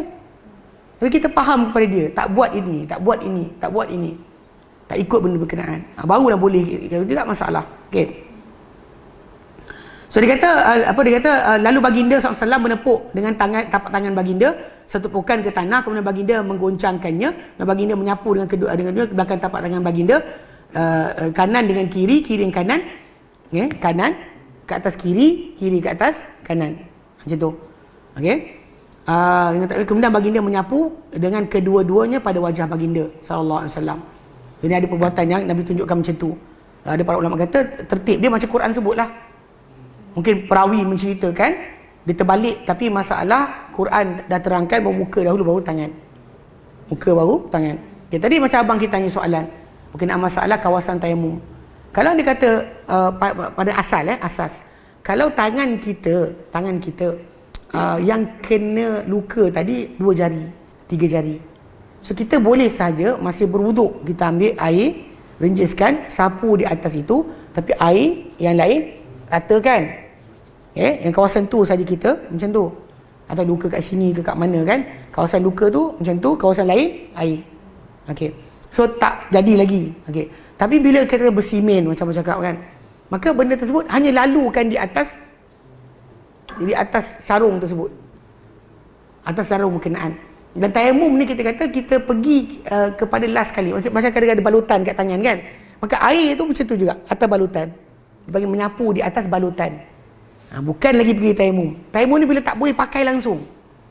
Mana sama ada mudarat atau bertambah sakit, ya. Adapun kalau tidak, air tadi berjalanlah. Ataupun anggota yang boleh kena air tadi terlampau banyak yang tak kena. Majoriti tak boleh sampai air. Mana dengan sakit yang dia ada, balut sini, tak boleh kena air. Dan tayamum masuk. Baru tayamum pergi. Ada pun macam tadi lah. Kita kata kalau kita macam tadi kan tangan berbalut. Belum lagi. Masih belum tayamum lagi. Tayamum belum masuk lagi tajuk. Kalau anda kata kawasan air ada lagi kan. Kawasan yang atas tu saja kita sapu air. Kawasan lain ni kita ratakan air. Dan tayamum ni bila tak boleh pakai langsung. Dengan masalah di kono contohnya semua anggota wuduk dia tadi tak boleh pakai. Tak boleh kena air langsung. Dan baru tayamum masuk. Baru tayamum akan masuk. Bukan tayamum ni automatik. Bila kita tak boleh je ni, terus tayamum. Tak. Tayamum ni bila tak boleh kena air pada majoriti kawasan anggota yang patut dibasuh. Adapun kalau setakat sini, ada sikit sini kan. Kawasan lain masih boleh basuh. Kawasan yang berbalut tadi, kita cuma basahkan air di atasnya. Yang lain kita ratakan air. Kawasan itu, kita ikat. Kita kenalah. Zaman sekarang ada apa selotip, bukan selotip. Panggil apa? Plaster. Selotip buruk sangat bunyi. Plaster yang kalis air. Ke atas kawasan tadi gunalah air terus. Pasal plaster tadi terhalang tak mengapa sebab balutan menyapu atas balutan. Macam Nabi SAW kata pada orang yang luka tu, kita balut atas balutan, sapu dan basuh ke kawasan lain. So jadi dengan sebab itu kita bab tayamum ni tadi bukan automatik terus. Automatik terus kepada kalau masih boleh banyak majoriti boleh pakai air, pakai air. Yang kata pakai. Tapi kalau dia kata majoriti tak boleh pakai air, dan tayamum masuk. Tayamum masuk bila majoriti anggota badan kita yang patut dibasuh tak boleh. Pasal kaki kita dan sebagainya kan. Tak ada tayamum. Tayamum kita kat muka dengan tangan je. Dan dia bukan bila kita kata sapu tadi, kalau kita letak atas kain kan, tepuk, lalukan saja. Habis. Lalukan saja. Jangan macam ada lagi tak debu ni. Itu masalah lah. Ada lagi tak debu ni tu, tu masalah. Tak boleh. Ada lagi tak debu ni, tak boleh. Itu realiti sebenarnya, pemudahan yang Allah Ta'ala berikan pada kita. Kalau masuk dalam hutan, tak ada sekian-sekian, air tak tahu nak jumpa ke mana atas bukit kan. Dan air dalam akar tu tak boleh pakai untuk wuduk Air dalam akar, air tebu, air dalam akar, air dalam buah, air perahan apa kita ambil sengkuang ke, kita perah dada air, tak boleh pakai untuk wuduk sebab itu bukan air mutlak. Faham? Air dalam buluh ke dalam sekian jangan pakai untuk wuduk. Itu bukan air untuk bersuci. Pasal air bersuci tu air sahaja. Bukan air apple, bukan air anggur, bukan air akar.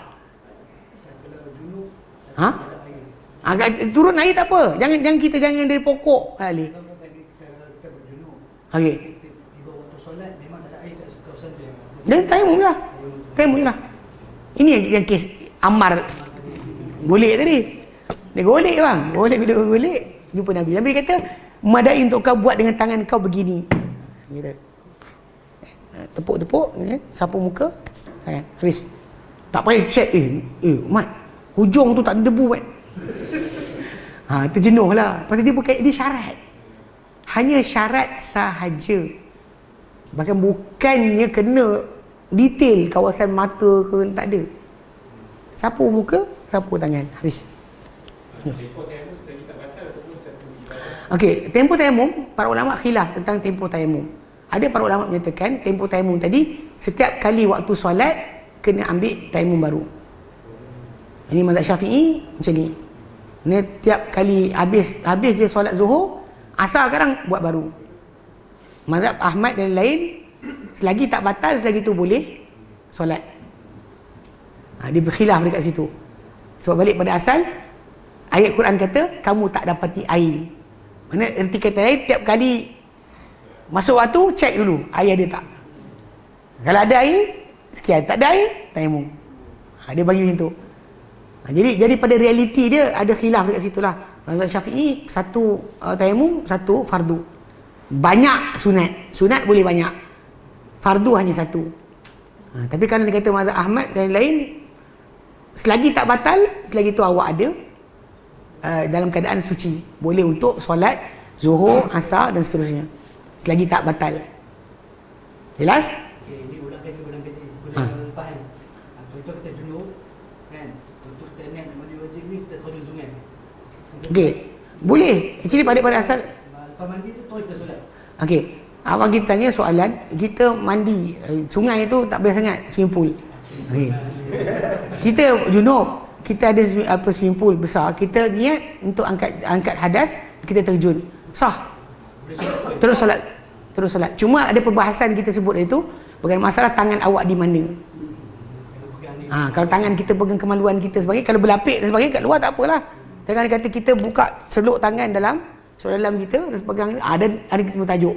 Kita mungkin jadi seperti seorang yang kentut dalam ketika mandi. Tengah mandi kentut. Awak punya mandi sah. Kentut awak batalkan awak punya wudu. Wudu awak kena ambil lagi. Itu je. Itu memang tak ada masalah kat situ. Lepas tu cuma zaman dulu, zaman kaum muda, kaum tua kan, ada zaman dulu kan, yang kita panggil apa? Apa nama entah? Yang dekat belah Penang ada kumpulan-kumpulan ni yang kadang bertekak dengan apa? Asam Bandung. Diorang punya idea lain sikit. Idea dia adalah mandi tu dah boleh ganti terus wudu. Sebab tu jadi perbalahan agak dahsyat. Pada kita tetap bergantung pada nas, bukan logik. Kita tak kata bahawa mandi tu lebih bersih daripada wudu. Yang kadang kita kata kawan ni mandi, ketiak dia dah wangi. Yang ini tak mandi, ketiak dia masam. Dia wudu je. Yang ini mandi. Mestilah yang ni wangi. Tapi kenapa? Dia mandi biasa, tak boleh ganti wudu. Tak boleh sebab dia ibadat. Maka bila anda tidak junub, anda mandi, tak jadi pun benda berkenaan sebagai pembersihan. Tak boleh penyucian datang-datang daripada wudu baik mandi. So Quran kata bila kamu nak bangun dirikan solat. Quran kata apa? Faghsilu wujuhakum. Maksud dia basuh wajah, suruh wudu. Kalau wa in kuntum junuban baru fatahharu. Jangan pula mandilah macam orang dulu tak mandi je. Lagi bersih bang. Tu masalah tu kita jaga sikit. Pasal dulu Hasan Bandung punya tajuk tu yang saya faham daripada segi bacaan dan sebagainya, dia ada kes masalah yang lebih pada logik berbanding dengan masalah nas. Dalam nas tak boleh. Wuduk tetap wuduk. Kalau kita contoh dah terjun dalam air. So macam mana kita nak wuduk? Lalukan tangan kita kepada anggota wuduk. Kalau kita dalam air, lalukan tangan kita ke anggota wuduk, itu dah dikira kita buat perbuatan wuduk. Adapun kalau setakat goyang-goyang badan gitu, tiba-tiba saya pasal angkat hadas kecil bukan dengan mandi. Hilang hadas kecil dengan wuduk. Kalau awak tak wuduk, tak wuduk lah. Walaupun logik dia, lagi banyak mandi kot banding dengan keadaan tadi. Jelas? Okey, ada soalan lain? Ustaz, Ya, sila. macam kami ni di Penang, bulan depan ni kami 5 hari tak ada air kan? Terus. 5 hari. Terus. Jadi dia akan jadi satu keberatan di situ. Taharah lah wudhu. Nah, ke, faham. So, anda minta Ustaz bagi dalam masa 5 ke 6 minit, bagi panduan untuk orang Islam ni nak ambil wudhu ke apa ke. Nak kat video tu. Okey, dia macam ni, bila takdir Allah SWT kepada kita wuduk air tersekat, terhalang. Okey, pertama sekali macam ni, kita dah tahu, ni tajuk asal, kita dah tahu akan ada masalah air. So jadi memang kita patut ada reserve. Simpanan air dia kena buat. Satu. Dan cuma dalam bila dah kumpul atau simpan air tadi, tapi tak cukup juga. Nak pakai masak, nak pakai basuh, nak pakai untuk mandi, nak pakai untuk sekian-sekian kan, untuk anak-anak, terutama siapa ada anak kecil. Memang air ni sangat penting. So jadi timbul masalah, kita panggil apa? Ketidakcukupan air tadi.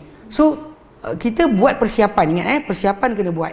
Kita tahu 5 hari tak ada air, kita simpan air yang sepadan untuk kita gunakan. Tapi kalau bekas tak cukup, kecuali untuk simpan air untuk minum saja dan baki, kita akan gunakan tayamum lah. Maksud kita kata okey, dan bila tak ada air tadi, walaupun air tu ada, air tu ada, tetapi tak cukup untuk kita kegunaan harian. Ini jadi macam kes orang musafir tadilah. Air minum tak ada, air sekian tak ada.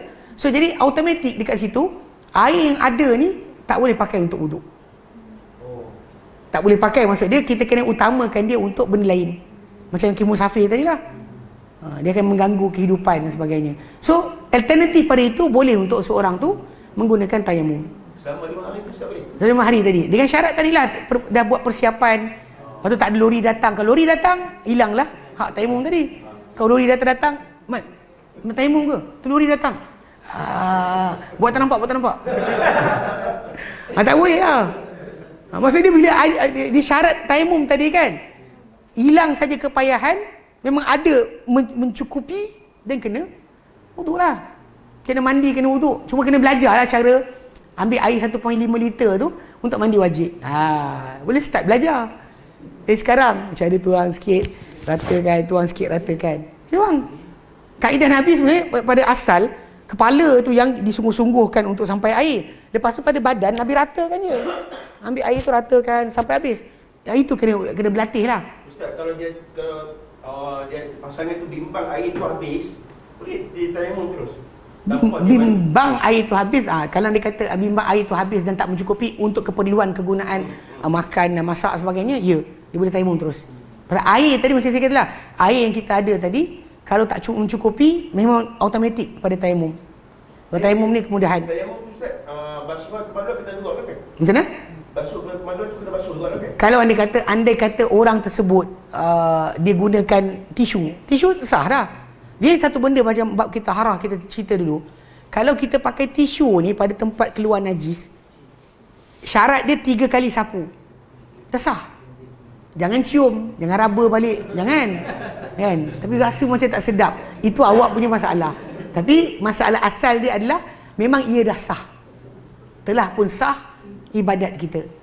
Memang Allah Ta'ala bagi. Maksudnya, air ni kalau ikut pada masalah basuh kemaluan, kan, basuh tempat keluar najis tu, dia optional. Kalau kita ada tisu, ada air, boleh pilih salah satu. Dia bukan mesti air. Air lebih bagus, tapi bukan mesti air. Kalau kita ada tisu, dan tisu lah. Syarat dia jangan kurang 3 kali sapu.